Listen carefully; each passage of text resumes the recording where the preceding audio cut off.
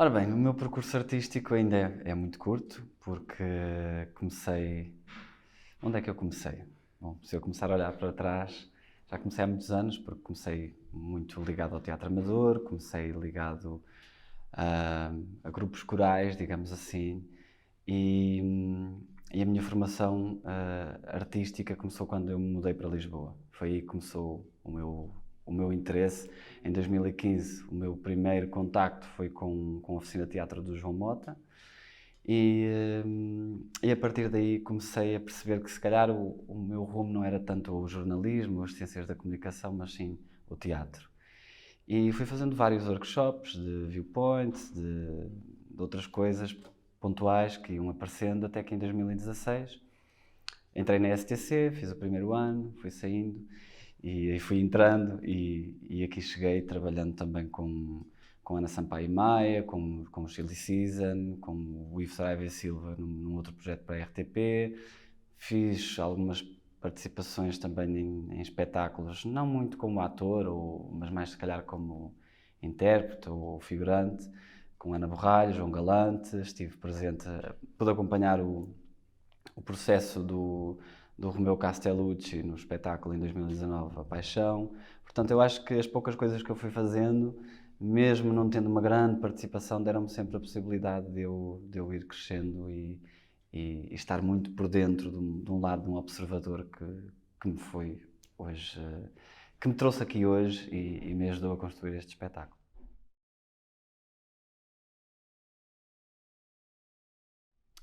Olha, este espetáculo é um espetáculo Age of Aquarius, que já está na minha cabeça há muito tempo com vários nomes. Primeiro iria ter um nome chamado Aparição, depois A Missa Acabou, depois Age of Aquarius. Portanto, o nome do espetáculo foi uma coisa que se foi construindo, mas a ideia sempre foi a mesma.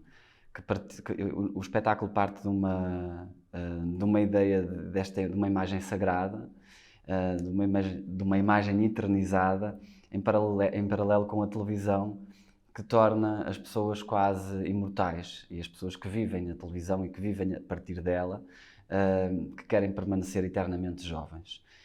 Este Age of Aquarius fala-nos de uma era em que a tecnologia está presente e em que duas pessoas que praticamente têm registros diferentes e não se dão uma com a outra são submetidas a um trabalho que não gostam, mas cujo o objetivo último é entreter. E é sobre isso que fala o espetáculo. Sim, o mundo do entretenimento está presente nesta criação, no sentido em que eu sempre, para os meus amigos, para as pessoas que estão à minha volta, sempre fui muito entertainer e sempre me interessei muito por esse lado de entreter. Ou seja, mesmo quando fui por outros caminhos mais ligados à astrologia, ligados ao tarot, ligados ao teatro, sempre me vi como uma pessoa que queria entreter, muitas das vezes sem saber muito bem o porquê, era quase como um instinto.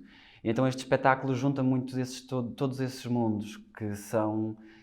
Acho que é um espetáculo que pode dialogar não só com o teatro mais convencional, mas depois com um lado mais televisivo, e vai buscar esta falsidade que existe entre as duas coisas, o que é real e o que é que não é real, para o espectador que está a ver o espetáculo e para o espectador que está a ver lá em casa este hipotético programa de televisão que nós estamos a fazer. Portanto, o entretenimento é importante para mim na medida em que é um objeto de estudo.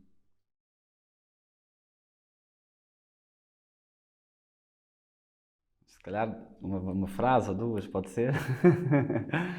Ah, Acho que este espetáculo tem uma componente visual muito forte, ou seja, vive muito da estética. Depois vive muito também da, eu diria, do som, da ambiência, das sensações, porque eu acho que o entretenimento, o espetáculo também é criar sensações, e vive muito da espetacularidade, uma espetacularidade falhada. Acho que é essa espetacularidade falhada, a constante, o som constante e o visual que vão dar a este espetáculo, se calhar um lado performativo que as pessoas não estão à espera quando ouvem o nome tipo Age of Aquarius, não é?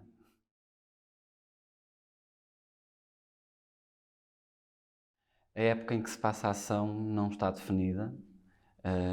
Cabe ao espectador tentar perceber, ao longo do espetáculo, ao longo da narrativa que é construída, neste texto, que é um texto do Ricardo Cabaça, dá para perceber que pode não ser uma época, pode não ser este tempo, mas que também pode ser este tempo. Pode ser no passado, pode ser no presente, pode ser outra coisa, mas não está definida. Ou seja, este espetáculo poderia estar a acontecer agora, como pode estar a acontecer daqui a 200 anos, como pode ter acontecido há 200 anos atrás, é completamente indiferente.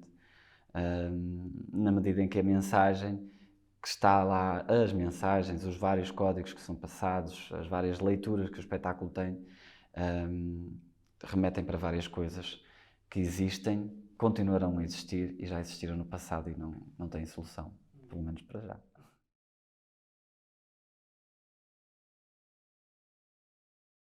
O processo criativo está a correr muito bem.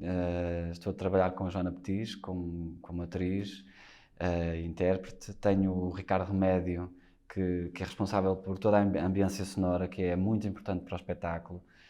O espetáculo vive de uma constante ambiência muito pesada, que vai contrastar com o nosso lado muito efusivo, ou seja, todo o lado efusivo da televisão contrastará com um lado muito negro, denso, negro no sentido de se percebermos esta dualidade de luz e sombra. Nós somos a luz enquanto apresentadores, a música é a sombra, ou seja, há sempre esta dualidade ao longo do espetáculo. Depois temos também a iluminação que vem do João Pedro Fonseca, que vai ter aqui também um cunho dele, que vai comunicar muito com o espetáculo, na medida em que é um espetáculo que sem este tipo de luz e som a comunicar connosco não existiria, não é? Porque o espetáculo, como se pode ver, para quem já leu a sinopse, é um objeto que comunica connosco, um objeto que não está presente, mas que nos dá ordens e que ao longo do espetáculo vai ter interferências na nossa forma de estar, no nosso corpo, e a forma desse objeto comunicar é através da luz e do som. Portanto, todos os elementos que estão no espetáculo, estéticos ou não, comunicam uma forma do espetáculo avançar. Portanto, o processo criativo está a ser incrível na medida em que eu todos os dias aprendo com os meus colegas, desde a luz ao som, desde a interpretação, desde o texto, que é muito rico em simbologia, mas que depois tem que ser trabalhado para acompanhar estas mudanças que estão a acontecer esteticamente.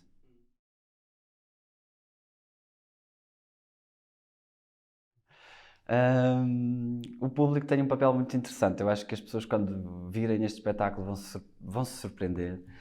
Eu não posso dizer que o papel está reservado para o público, mas posso dizer que quando nós somos espectadores de alguma coisa, podemos sempre ser. Claro que podia estar aqui a falar do espectador emancipado e por aí fora, mas este espectador que vê este tipo de espetáculo vai se colocar quase numa posição de resistência, não é? Porque eu parti muito do princípio, a minha experiência em produção de televisão enquanto assistente, enquanto pessoa que está de fora a observar o público e a perceber como é que ele reage freneticamente a qualquer coisa, não é? Porque muitas das vezes há o lado daquela pessoa que vem agitar o público, o animador do público, o aquecedor do público, não é? Aquela pessoa que vem aquecer, bora lá, e as pessoas já estão eufóricas. E muitas das vezes não sabem porque é que estão eufóricas, como eu costumo dizer, as pessoas estão eufóricas e podia entrar num pacote de arroz em palco, porque as pessoas batiam palmas, não é? Então aqui é tentar trazer essas emoções do público de outra forma, ou seja, em vez de nós incitarmos o público a ele estar frenético connosco, o público estará frenético porque o dispositivo o porá dessa forma. E talvez frenética não seja a palavra correta, eu diria mais assustado, mais resistente, e nós queremos quebrar estarmos sempre entre o lado da resistência e o lado bora puxar aqui pelo público. Ou seja, quando o público quiser intervir na ação, é quando nós não queremos que ele participe e vice-versa.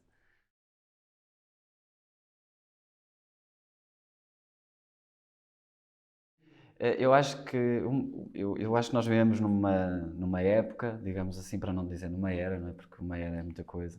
Vivemos numa época em que os ídolos estão a começar a cair, não é? E eu tenho, pronto, os ídolos agora somos nós, estamos a construir somos nós próprios, os ídolos uns dos outros, e estão cada vez mais próximos com a internet. E eu ainda tenho alguns que ainda estão vivos, mas que já começam a entrar na sua fase mais decadente. E um deles, um dos vários, digamos assim, fora da cultura, mas também dentro da cultura, é o Jodorowsky, o Alejandro Jodorowsky, cineasta, tarólogo, uma pessoa muito espiritual e que traz sempre a sua arte para toda a sua arte, para toda a sua parte mais esotérica e a sua parte esotérica para toda a sua arte. E eu gosto sempre de pensar que, quando as pessoas me dizem o teu espetáculo é sobre astrologia, sobre tarot, não é sobre nada disso. Um espetáculo é precisamente o contrário, é sabermos que fazemos parte disso. Esse nome, o Age of Aquarius, a Era de Aquário, é um nome que vai remeter a qualquer coisa e as pessoas, quando virem toda aquela amálgama de informação, de coisas a acontecer, de ações, de pensamentos, de diálogos, de performances, de música, tudo o que fará parte do espetáculo, aí sim, a essa junção nós podemos chamar, provavelmente, a Era de Aquário. O meu pensamento enquanto pessoa que está mais fora da cultura, por exemplo, às vezes está mais ligado ao tarot e à astrologia, contribui no sentido em que eu tento sempre perceber o que é que dentro de mim é um input para eu trazer para o espetáculo. O que é que eu posso trazer do meu lado mais espiritual, digamos assim, ou do meu lado mais pensador, de uma pessoa que pensa o esoterismo, não é? Porque isto é muito mal visto, muitas das vezes, ou com algum preconceito, as pessoas dizem muitas das vezes, eu não acredito em astrologia. O problema delas, não é? Que não acreditam. Eu não acredito, nem deixo de acreditar, eu estudo astrologia. E para poder falar da astrologia, tenho que falar com propriedade, assim como para falar com propriedade de outra coisa ou qualquer, tenho que estudar esses temas. E este espetáculo não é sobre astrologia, não é sobre tarot, mas como eu trabalho essas áreas, obviamente isso será um reflexo no meu trabalho.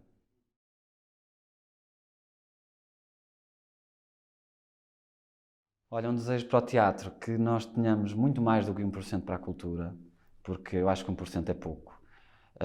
Que existam, sei lá, que exista mais união, ainda mais união dentro do meio teatral, porque eu acho que agora que eu estou também neste papel de criador e não só de assistente de produção ou de produtor,